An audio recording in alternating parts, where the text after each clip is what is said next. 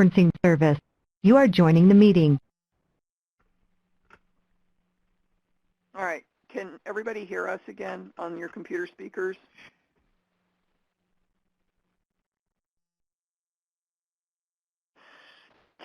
Tamakishna just says nope, but okay, so Cal Park could always hear. All right, if you're having problems with hearing by computer speaker, dial in. I'm typing the number into the chat pod. There's the phone number you can dial in to listen by phone. All right, go ahead. All righty. So next we're going to go to the intake dashboard and just kind of go over those numbers. So I'm just going to touch on the areas that we really need to make sure we're moving customers out of. Customers are starting to get stuck in some of these yellow spots again, and we really can't have that. We really need to keep them flowing through the system. They need to go through the orientation process and get assigned to that CBO so they can be engaged, and we don't want them getting hung up anywhere before that happens. So the first couple sections are customer profile information needs finished. It looks like we have 2 customers in there who need their profile information completed. They're either missing, yeah. Deidre and I talked about that 21 and the 2, and we think that there's a couple of issues going on, and so I talked to Cody about those. Oh, okay. Those two numbers and some of that 14 ready for review, some of those numbers need to be fixed in the system. Okay. But then so, the ones that they really do need to correct are in the decline to participate. There are still some numbers there that need to be fixed.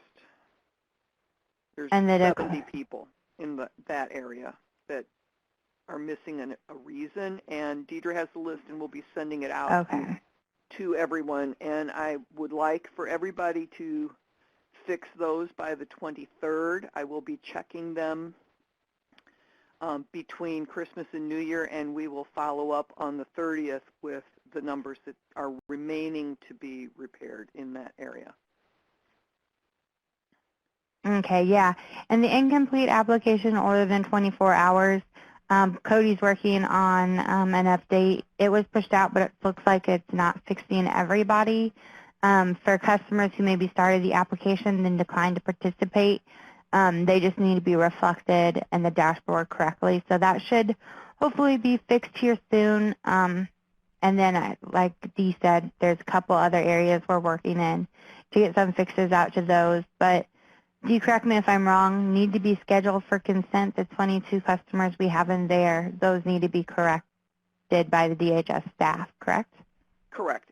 And okay. If they missed the consent meeting, so some of those are older ones, and if they are older, then we need to figure out a resolution for them if they're never going to come back, if they had to leave and they were an original customer, we need to get them called back in with a 1721. So case note, case note, case note. If there is something going on with the customer, we need a case note in there so that we can tell from our end, because we're not in the office with you, what's going on. Yeah. And then the 2 right there, Deidre and I talked about those this morning as well.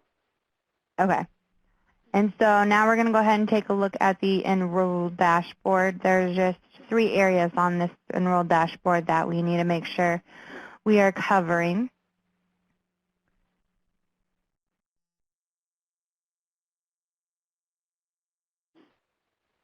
My computer is just taking a little while. Okay.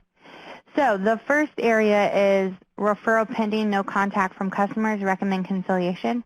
It looks like we have 92 customers in here that still need to go through conciliation.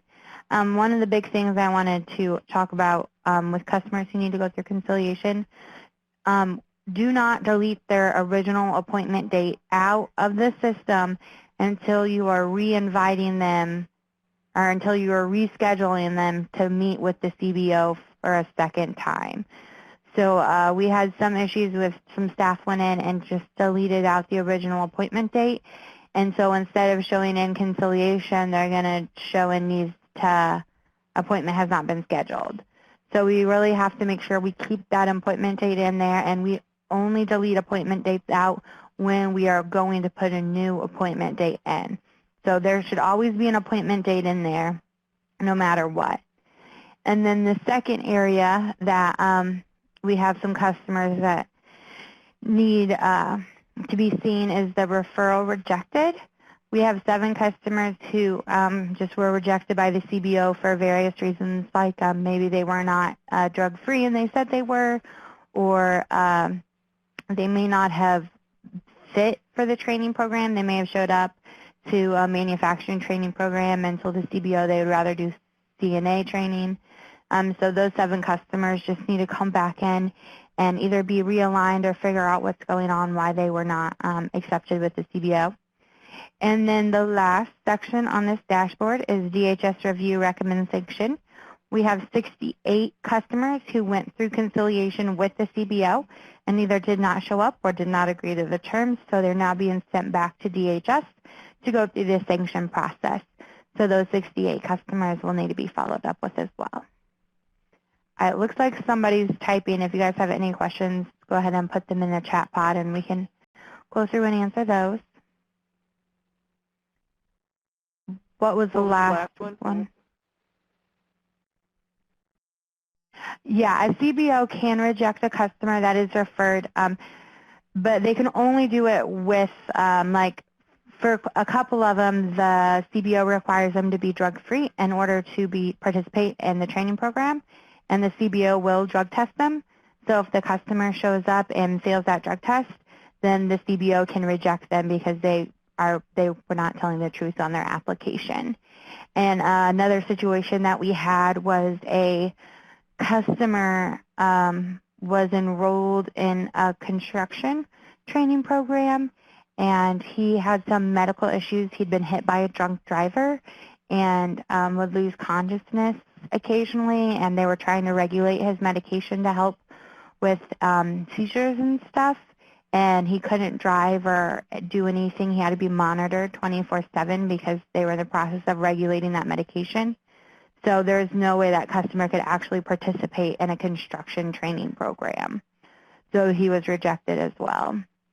So those are those kinds of situations. That's why the numbers are so low.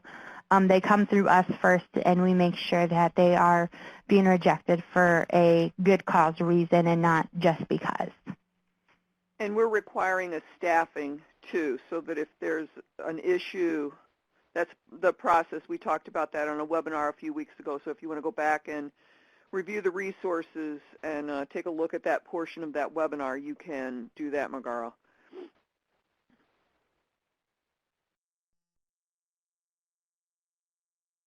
All right. Happy holidays. What else do we want to talk about on the dashboard? I don't have anything else to go over on the dashboard. Do you? Oh, wait. No, never mind. That's CBO. All right. So Aurelie says, so if a customer is rejected and returned to the DHS office, how do we re-engage them or send them to a different CBO? It may be that that's why you have to work with our staff, Olivia especially, so that we can update things in the system. Then we need to make sure that there is a good referral in place. All right, and Twyla said, referral pending, no contact from customer, recommend conciliation, referral rejected, and what was the other item? Recommend sanction. Okay. The other thing, if you're aware of a customer who is enrolled in EPIC, who all of a sudden becomes ineligible for SNAP, you need to update that customer in EPIC because the CBO can no longer provide them services. So we need to make sure that we're updating EPIC so that they can halt if they need to halt. Okay, next thing that we want to talk about, unless somebody's typing there, is my turn. So let me pull up my screen.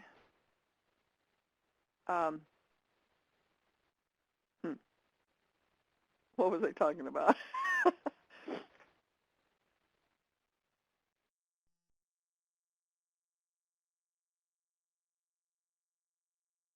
It had to have been the, okay, I remember. If a customer becomes SNAP ineligible, for example, you find out that they're working or they become TANF recipients, then we need them marked in the progress page as ineligible because the CBOs can no longer provide services to the customer if they are no longer SNAP eligible. So does that answer your question, Cal Park?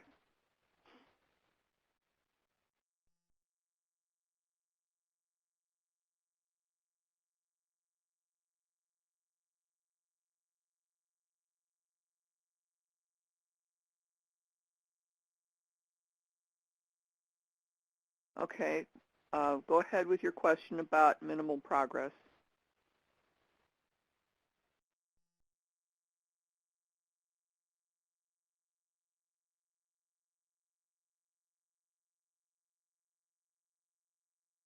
And while you're typing,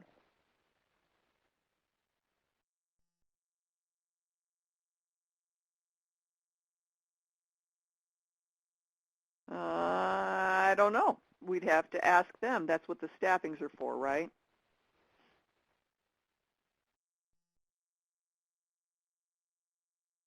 If they're saying minimal progress, that just means that it's minimal progress. That's what you're supposed to be talking to them about in the staffing.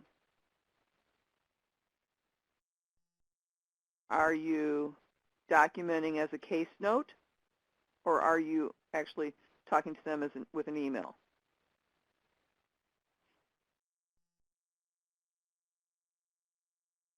All right, let's take that offline. So call me, McMorris, when we're done. Okay. One of the things that I want to show you guys is something new that we've just done. It was an idea that had been percolating that we just hadn't had time to fix, but we got it going. So this is in relationship to step 3. And on step 3, remember that the customer picks their region, they pick an area of interest to them or several, and then they can pick if they have any barriers to employment, and so like, for example, I am not able to get a driver's license, and then they put in their zip code, and we enter a Chicago zip code. Then the programs that show up are those programs that meet those parameters. So for example, under hospitality and tourism, there's all these programs there. It has all of the different things that the customer could do without a driver's license. It shows how far away the training program is from their home. It shows the length of the training period. And then when you click on the program name, the new screen that pops up has some different, it has a different appearance. How many of you, raise your hand, how many of you have seen this already and noticed it? Raise your hand with the little man at the top of the screen.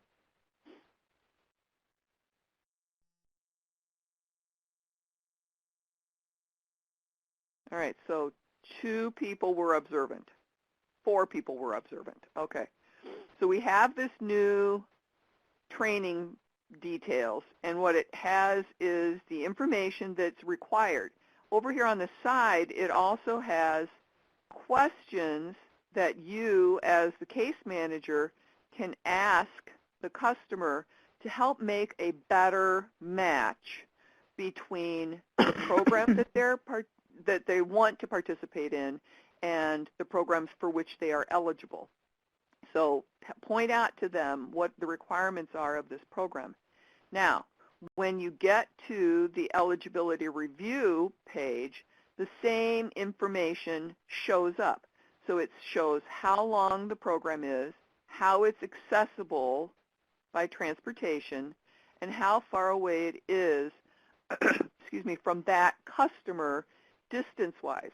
6 miles isn't a challenge. If it gets to be 25 miles, it could be a challenge. When you click on this program, that same screen pops up. Now, I'm in test now, so it might not work quite as rapidly.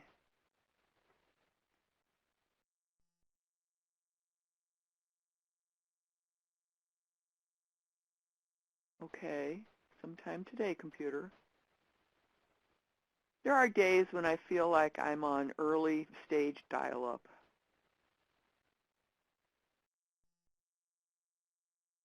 And some of you may be chuckling because you're old enough to know what I'm talking about.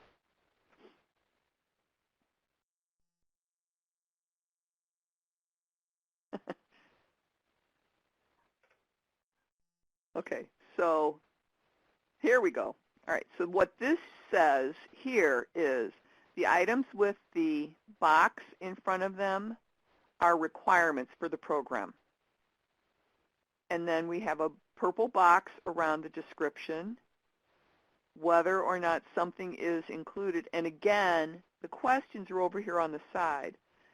So have a conversation with your customers when they're trying to pick out the right program.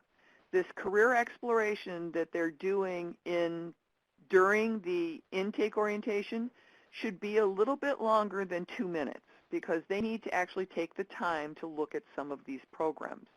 If they're truly going to be successful, they need to be making an informed decision. So what we've done to try to help implement that decision or that decision-making process is we created a handout. Olivia, have we already added it to the update screen or to the Yes. Epic Partners? Okay. So this is now available in the download pod and on the Epic Partners page. So you can include this in your mailings to your customers with the 1721 and the Epic flyer. So when you're sending out the 1721 for the call to Epic, you should include this sheet of paper if you want to. This is totally optional, but you should include the flyer about Epic for sure. And have them think about these questions so that they know what their answers might be. If nothing else, hand them this when they're starting to look at their step 3 options. So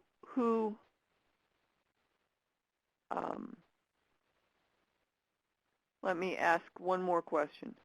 Who likes this idea? Who likes this handout? Aurelie thinks everybody should send it, and I agree with Aurelie, but it looks like we've got quite a few people that think this is a really good idea. It's just something to get them to think about where do they want to be tomorrow, or where do they want to be 6 months or 10 months from now, not just making $8.25 an hour.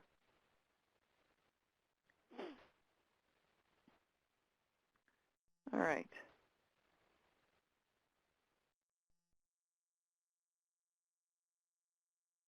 I see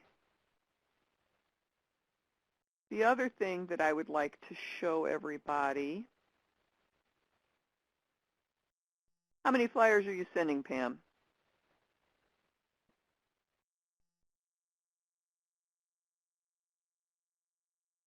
Besides the 1721 and the EPIC flyer, what else goes out?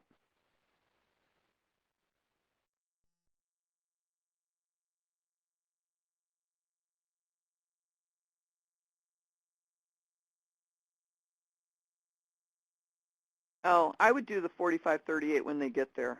I wouldn't send that out with them. What's the brochure?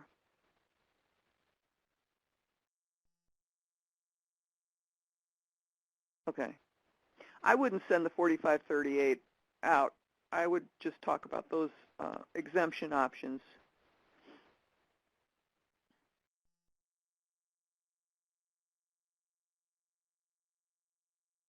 The EPIC program sheet, are you the glossy EPIC flyer?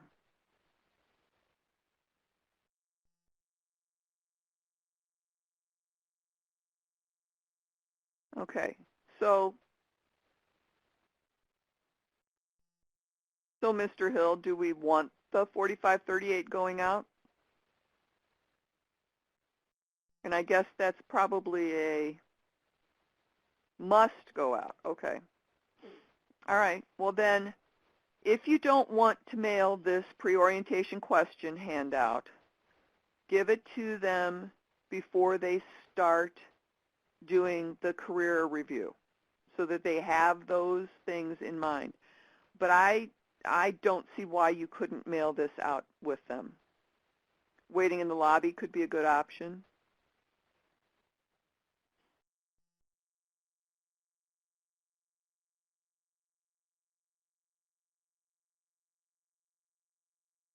All right. Marquise makes a good point. If you mail too many documents, they won't read them. Good point. If they're getting the glossy one, they might pay attention to that.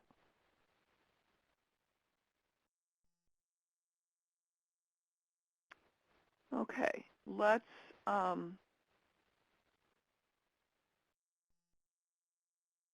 right, you guys, I've got to get to one more page.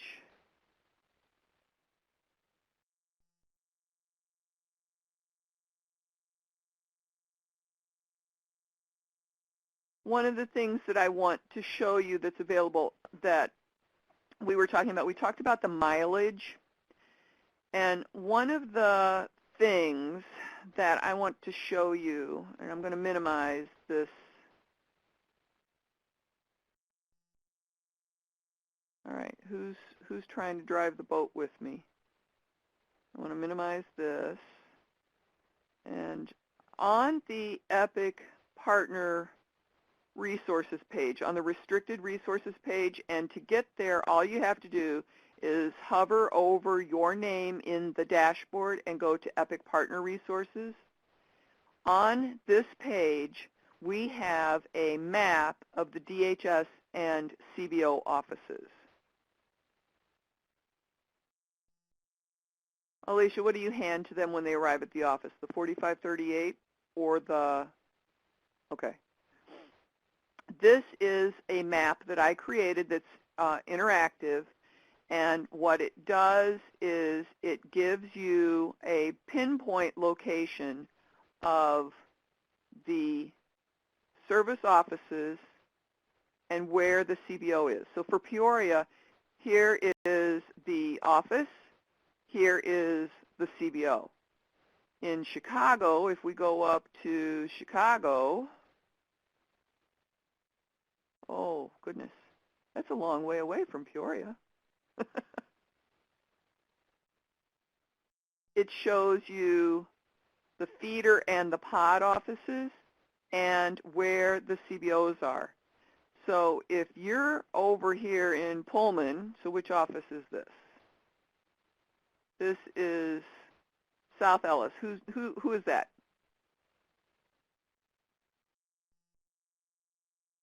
Roseland. Okay, so if Roseland is going to try to send somebody to this CBO that's up here in Uptown, that could be a long commute for that person.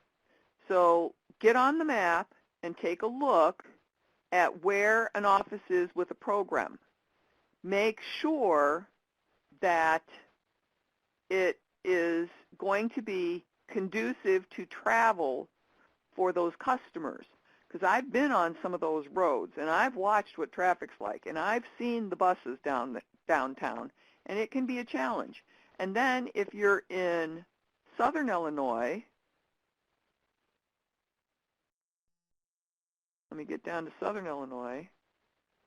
If you're in one of these offices over here and there's not a satellite office, the CBO is in East St. Louis or in Marion. So you've got to make sure that the customer has good transportation.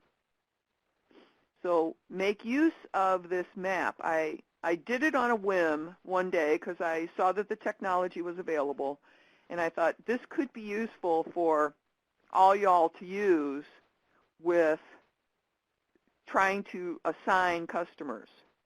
But let's make a concerted effort to make sure that we're not assigning people to someplace where they can't actually get.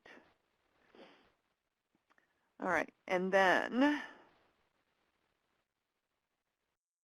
all right. Oh, well, your problem's you're using McAfee.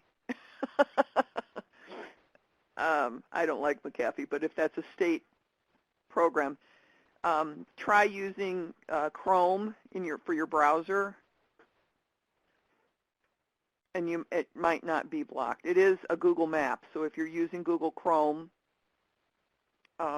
it shouldn't be blocked. All right, Aurelia, you had another question? Tangent thought?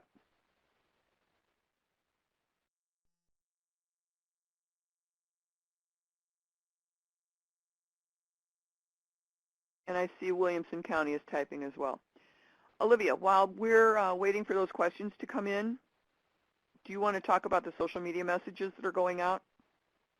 Yeah, so we have been sending out at least one social media post every day on every single one of our Illinois WorkNet social media platforms. We're doing it on Twitter, Facebook, Google+, and LinkedIn. And so there's going to be a lot of customers coming in who have just heard these over the radio, seen them on Facebook, maybe seeing a flyer hung up somewhere. So they're going to be coming into all of their local offices asking about EPIC. So it's really important that staff, even the staff not working on EPIC, understand how to direct that customer to somebody who can help them figure out EPIC and get them scheduled and into the orientation and everything so we can help with those numbers. There's going to be a lot of easy customers coming in that are really going to make those numbers continue to increase. I had a CBO call me, and they were concerned because apparently somebody had heard this message or seen EPIC on social media, so they went to their local office. The local office had no clue what they were talking about and just sent them to Catholic Charities. I'm not sure why that was done, but we cannot be sending customers to CBOs if they are not, and they have to be randomly assigned and put into EPIC before we can send them to a CBO because they cannot receive EPIC services if they're not selected for that for the EPIC group. So just make sure that you're making it really clear to all the staff that EPIC is a thing, and make sure your staff know who to send these people to when they do come in, because if we're turning away customers who hear this message, that's a lot of easy customers we're really just losing. And that's all I have on that. Do you guys have any questions about that? Now, granted, we are going to run into some offices where people show up that are not participating in the EPIC program. So it might be important for the regional leadership to alert all of the offices who is participating in EPIC and who is not. so that they know our area, you know, like if they're not participating, they can refer them to an area if they live in that area. It might just be that, sorry, our area is not participating in that program. All right, so Williamson County, remind me of what town your office is. Marion or Mount Vernon? Marion, okay. So if you're entering a name, so what you're saying is it's asking you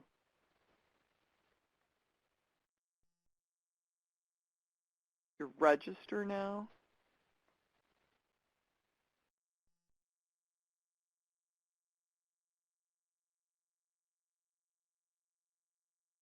I've noticed when I'm doing this that I have to be very careful not to click on anything on the side where it says advertisement. So nobody showed up. If this is something that we need to talk about one-on-one, I'm happy to do that with you after the webinar. Let's get on with our CBO presentations. So I think I saw Louisa in the webinar. There she is. All right, so now I just need to open up her microphone. And it is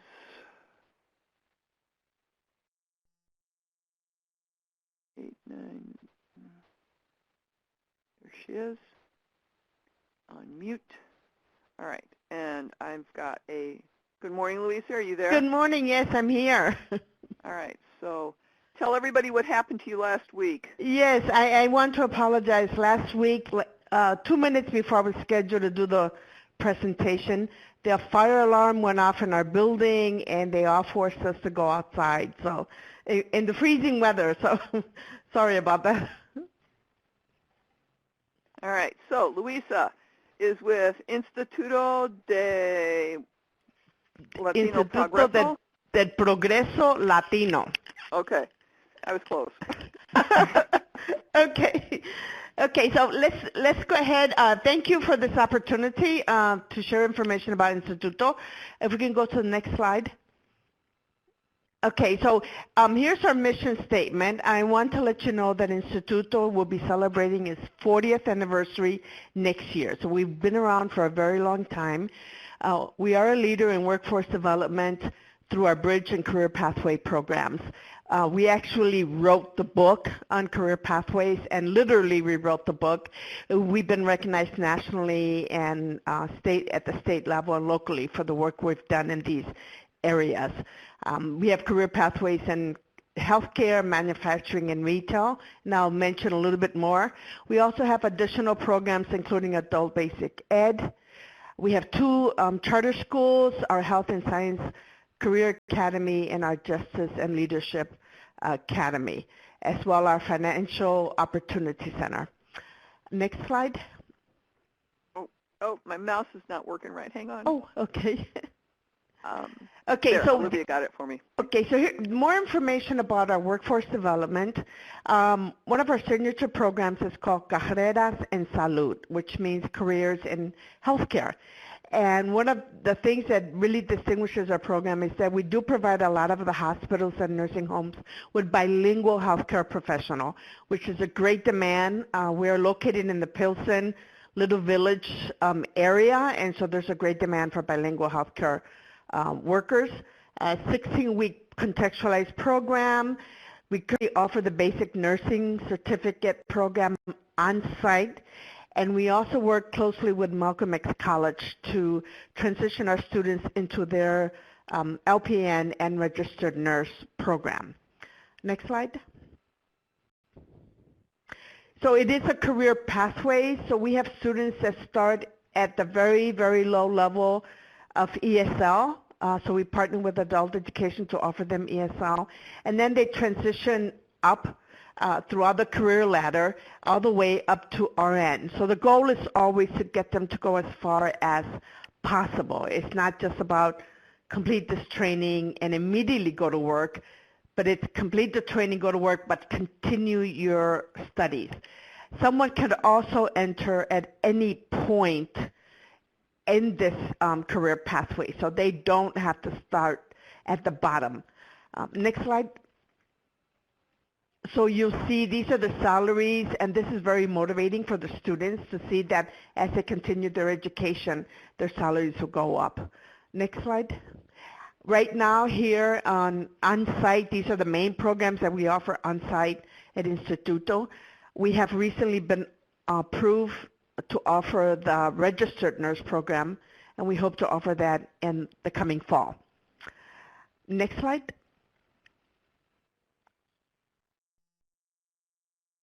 Next slide. I clicked next. There we go. Okay, so a little bit of information about the basic nursing assistant program. It is an accelerated program, 160 hours. It prepares students to take the state exam to become certified nursing assistants. So again, BNA is the training and the CNA is the actual credential. They must have grade level, which is equivalent to a 10th grade level on the TABE. They must pass a criminal background check. They must have a physical. They get CPR training. They do clinicals at local hospitals and nursing homes, and that's usually on the weekend. And then we provide placement for jobs. And currently we have a huge demand for CNAs. I mean, we're getting called almost every day for CNAs to place into jobs. Okay, next program. Okay, these are some of our clinical sites that we're currently working with and employers. So these are, again, we're getting calls almost every other week to send our students to their hospitals so they can do their clinicals on site, because it gives them the opportunity to hire the students the minute they finish the training. So that's been very helpful. Okay, next slide. Our other program, this is actually our oldest program, is our Manufacturing Technology Certification Training Program. Again, 16 weeks classroom hands-on training. These are the things that the students learn in the class. Their shop is primarily for the computerized numeric control, and they have the opportunity to earn numerous credentials. Next slide. These are the credentials that the students will learn in manufacturing technology. The National Career Readiness Certificate is really important. The employers are telling us they need to have employees that have really strong reading, writing, and math skills that can apply to the work. And then the other industry credentials are primarily in the machine level. So the students earn 3 credentials in NIMS. Next slide.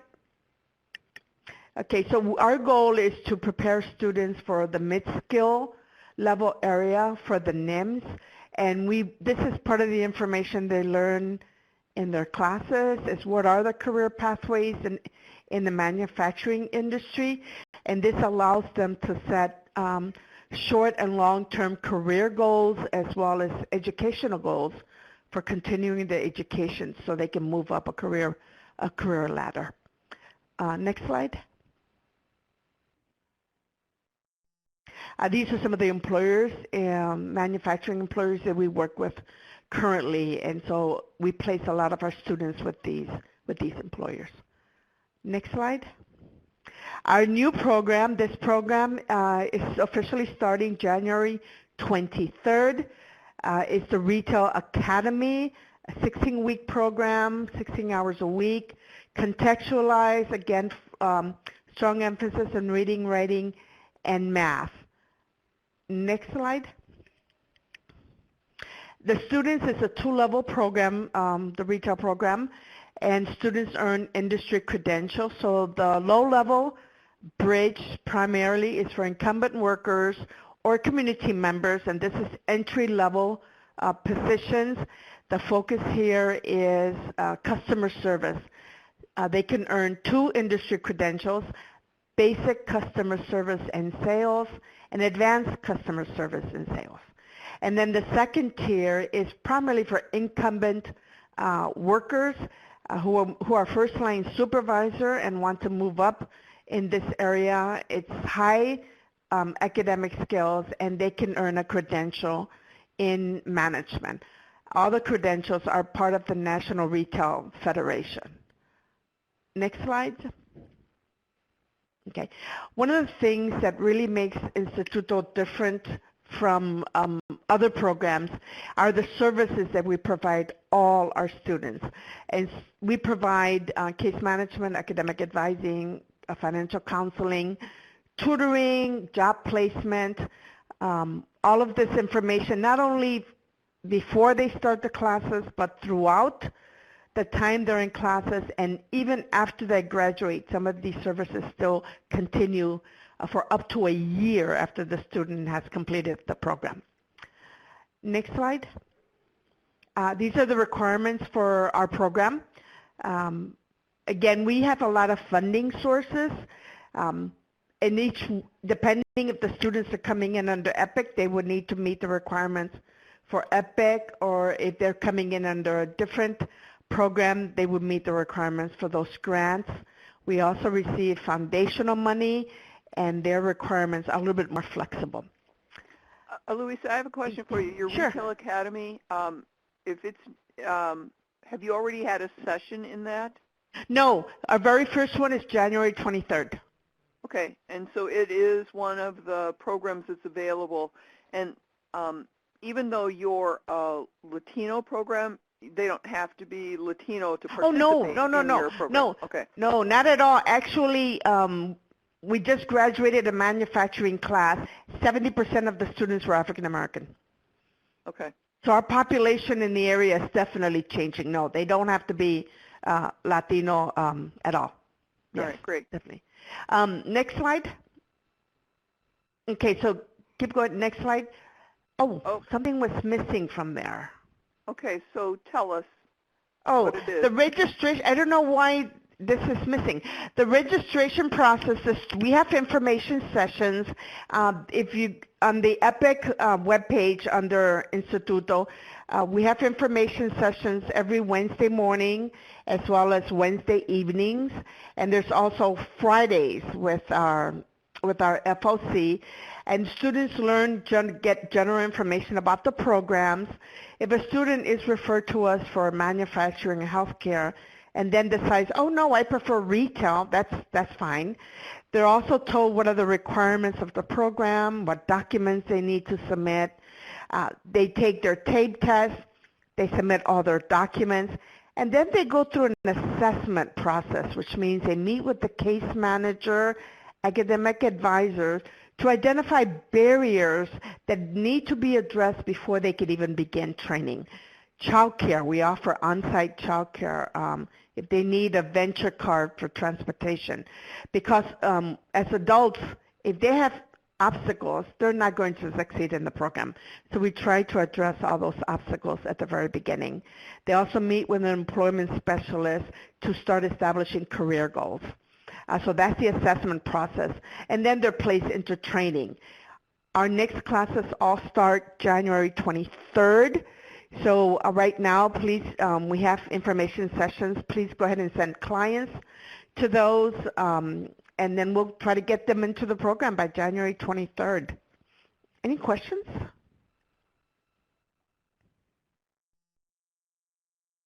Relly's typing, so she might have one. Okay.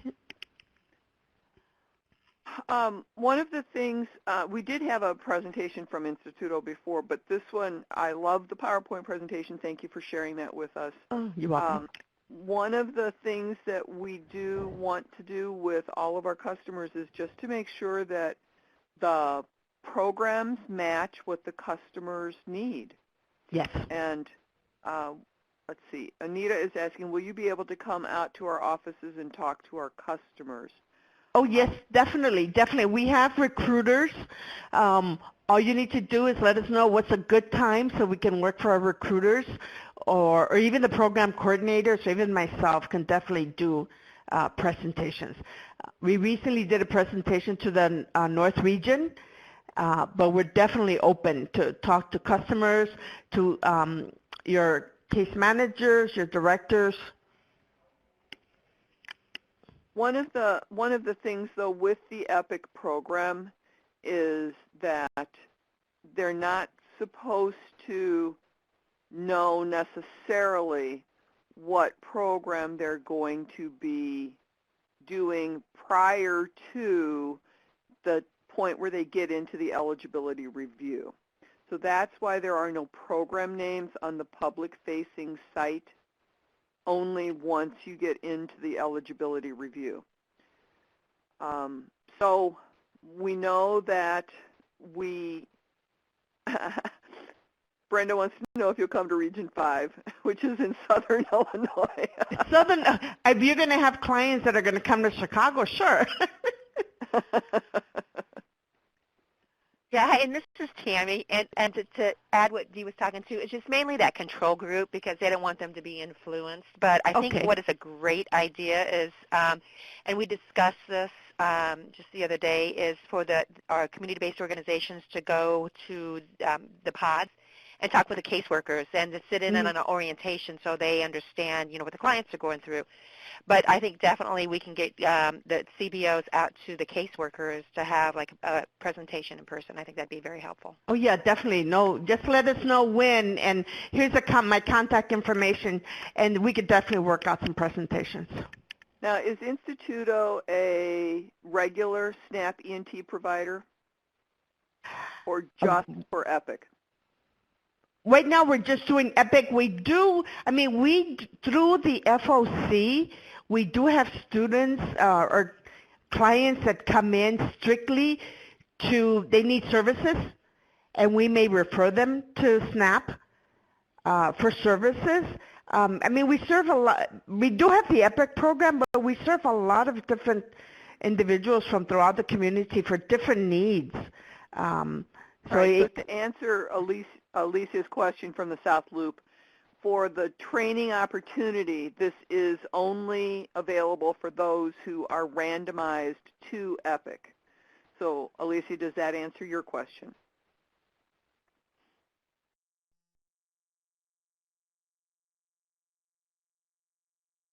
Okay. All right. But that doesn't mean that you couldn't make the referral to them in case they want to go on their own. Yes, but definitely. With EPIC, the grant is paying for the training for them. Yes. Otherwise, they'd have to pay for their own training. Right. And we apply for a lot of different funding. Currently, none of our students pay for training. Chances are, the majority, all our students are low-income students. And between one grant or another, we find a way to pay for their training. So they don't pay for anything. EPIC students, of course, are EPIC students, but we have WIOA funding, we have foundational funding, and to date, if they qualify, none of our students pay for their training. All right. Does anybody else have any questions for Luisa? I want to thank you very much for sharing your information about your program with us. I guess I need to be calling you Dr. Hernandez, huh? No, not necessarily. All right. Well, thank you so much for joining us today and sharing information about your program. We will be having additional CBOs do presentations on their program. And in case you missed it the first time through, if you did not already have a chance to check in by region, please do that. And I want to wish everybody a happy weekend. Stay warm and out of the snow if it's going to come down by you. And we'll talk to you next Friday. Have a great rest of your day.